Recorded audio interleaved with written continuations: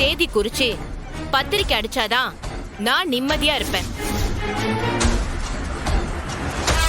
தேதி தெரியாம நான் இந்த வீட்டை விட்டு போக மாட்டேன். நீங்க கேக்குற மாதிரியே செஞ்சிருவோம். ஆனா எங்களுக்கு ஒரு விண்ணப்பம் இருக்கு. என்ன வேணும்னாலும் கேளுங்க. பொண்ணுக்கு நாங்க ஏதாவது நகைங்க போடணுமா?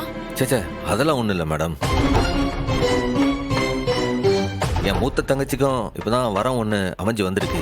2 கல்யாணத்தையும் ஒரே மேடையில பண்ணிடலாம்னு முடிவு பண்ணிருக்கோம். அதுக்கு உங்களுக்கு எந்த ஆட்சேபனையும் இருக்காதுன்னு நினைக்கிறேன். எனக்கு என் பையனோட கல்யாணம் முக்கியம். அது நடந்தா போதும், அவ்வளவுதான். அப்ப 2 கல்யாணத்துக்கும் ஒரே நேரத்துல தேதி குறிச்சிடலாம்ல? தாராளமா. எனக்கு எந்த ஒரு ஆட்சேபனையும் இல்ல. அப்ப சரி மேடம், இனி இந்த கல்யாண விஷயத்துல எந்த பிரச்சனையும் வராது.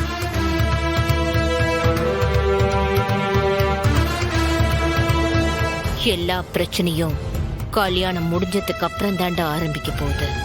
மேடம், வீரா கிட்ட ஏதோ சொல்லணும்னு சொன்னீங்களே? மறந்தே போயிட்டேன்ல.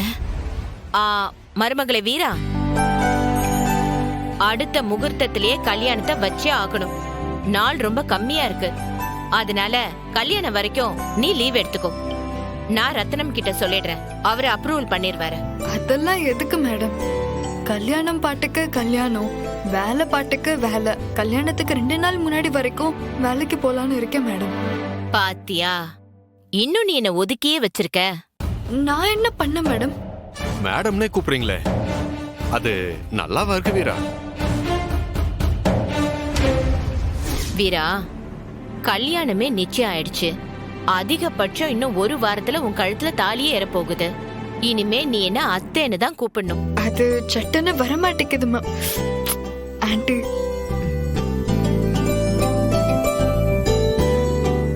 ஏட்டி, அது என்ன எங்க அப்பா முருகன் பள்ளியில ஆண்டியா இருக்கிற மாதிரி ஆண்டிட்டு